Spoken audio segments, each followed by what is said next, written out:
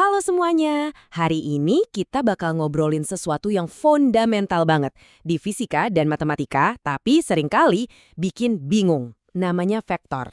Anggap aja vektor ini sebagai bahasa yang dipakai alam semesta buat ngejelasin gerakan, gaya, dan banyak hal lainnya. Oke, siap? Kita langsung mulai aja ya. Coba deh bayangin seekor lebah madu. Dia baru aja nemuin sumber nektar yang berlimpah ruah. Dan sekarang dia harus balik ke sarang buat ngasih tahu teman-temannya. Tapi dia nggak bisa cuma bilang, "Hei, makanannya ada 100 meter dari sini." Informasi itu ya nggak lengkap. Teman-temannya perlu tahu 100 meter ke arah mana. Nah, ini dia masalah utamanya. Gimana sih caranya kita ngasih tahu jarak sekaligus arah dengan presisi yang sempurna? Ini nih pertanyaan intinya. Gimana caranya kita menciptakan sebuah bahasa buat menyampaikan informasi sepenting ini? Ternyata jawabannya ada di dalam konsep yang kita sebut vektor. Oke, ini gambaran besar buat pembahasan kita. Kita mulai dari perbedaan antara skalar dan vektor, terus kita belajar gimana cara menggabungkannya, dan terakhir, kita lihat gimana semua ini kepake banget di dunia nyata. Yuk, kita mulai dari fondasinya dulu. Dalam fisika, kita kan ngukur macam-macam hal ya. Nah, cara kita ngukur itu ternyata bisa dibagi jadi dua kategori besar yang beda banget. Yang pertama, ada yang namanya skalar. Gampangnya, skalar itu cuma butuh satu info doang, nilainya. Coba pikirin suhu udara atau berat sebuah benda. Kita nggak perlu arah kan buat ngejelasin hal-hal itu, cukup angkanya aja. Nah, yang kedua ini namanya vektor. Disinilah arah jadi segalanya. Vektor itu besaran yang nggak bakal lengkap informasinya kalau nggak ada arahnya. Jadi dia punya nilai sekaligus arah. Coba lihat, 20 derajat Celcius itu skalar. 20 apel juga skalar. Tapi kalau kita bilang, mobil melaju 20 km per jam ke utara, nah itu baru vektor. Sama kayak perpindahan atau kecepatan angin, nilainya aja nggak cukup, kita butuh arahnya kemana. Nah, gambar ini ngejelasin perbedaannya dengan pas banget. Buat keranjang apel, yang penting ya cuma jumlahnya. Tapi buat rambu lalu lintas, itu tulisan satu arah bakal percuma kan kalau nggak ada panah yang nunjukin kemana kita harus pergi. Arah itulah yang ngasih makna. Oke, jadi kita udah tahu apa itu vektor. Terus gimana cara kita mainnya? Gimana cara kerjanya? Nah, cara pertama itu yang paling gampang dibayangin. Kita gambar vektor sebagai panah. Kita pakai contoh yang simpel aja ya. Bayangin kamu lagi jalan-jalan. Langkah pertamamu adalah kamu jalan 3 meter lurus ke arah timur. Perjalanan pertama ini bisa kita wakili dengan sebuah panah alias vektor. Panjang panahnya itu melambangkan jarak 3 meter dan ujungnya nunjuk ke arah timur. Anggap aja ini vektor A. Nah, sesampainya di sana, kamu belok, terus lanjut jalan lagi. Kali ini 4 meter lurus ke arah utara. Oke, kita gambar vektor kedua. Sebut aja vektor B. Tapi perhatiin deh, kita gambarnya mulai dari ujung tempat vektor A tadi berhenti. Ini aturan mainnya kalau kita mau ngejumlahin vektor secara grafis.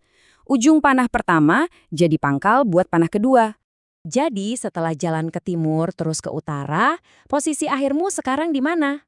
Nah, jawabannya adalah vektor baru ini yang kita sebut resultan atau R.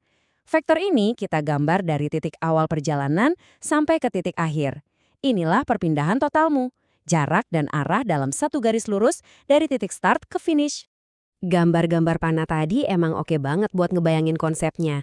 Tapi ya nggak presisi-presisi amat. Buat hitungan yang beneran akurat, kita butuh alat yang lebih canggih, metode komponen. Idenya tuh sebenarnya simple tapi jenius. Kita bisa pecah vektor manapun jadi dua bagian yang saling tegak lurus. Bayangin aja kita nyorot senter ke vektor itu dari atas dan dari samping. Nah, bayangan yang muncul di sumbu X dan sumbu Y itulah komponennya, si AX dan AY. Dan serunya, kita punya alat yang presisi buat ngitung ini semua. Trigonometri. Dengan kosinus dan sinus, kita bisa tahu panjang presisi dari tiap komponen. Begitu juga sebaliknya. Kalau kita tahu komponennya, kita bisa pakai Pythagoras dan tangen buat nemuin lagi vektor aslinya. Keren kan? Nah, ini bagian yang penting banget dan gak boleh kelewat. Perhatiin tanda plus minusnya. Tergantung vektornya nunjuk ke kuadran mana, komponen X dan Y-nya bisa jadi positif atau negatif. Ini krusial banget biar arah akhirnya nanti gak salah. Oke, teorinya udah dapet, alatnya juga udah ada. Sekarang saatnya kita pakai semua ini buat mecahin skenario di dunia nyata. biar kelihatan gunanya apa. Kita coba pecahin masalah ini ya. Ada seorang pendaki, dia jalan selama 2 hari.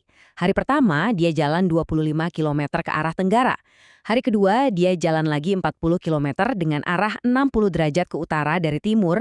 Pertanyaannya, seberapa jauh dan ke arah mana dia sekarang dari titik awalnya?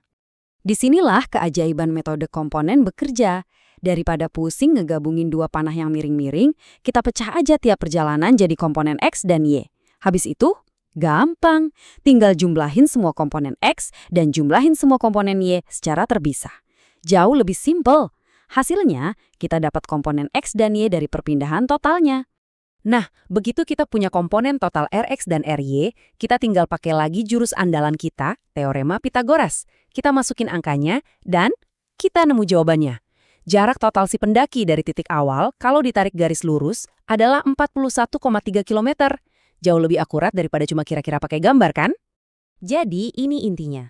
Vektor itu bukan cuma konsep matematika yang abstrak di buku. Vektor itu bahasa universal yang dipakai buat ngejelasin dunia di sekitar kita. Mulai dari pilot yang rencanain jalur terbang, pergerakan pendaki, sampai cara lebah berkomunikasi soal makanan. Semuanya pada dasarnya pakai prinsip jarak dan arah. Oke, sekarang giliran kalian. Coba deh lain kali kalau lihat sesuatu bergerak, entah itu bola yang dilempar, daun yang ketiup angin, atau bahkan pas kalian lagi jalan kaki, coba pikirin deh.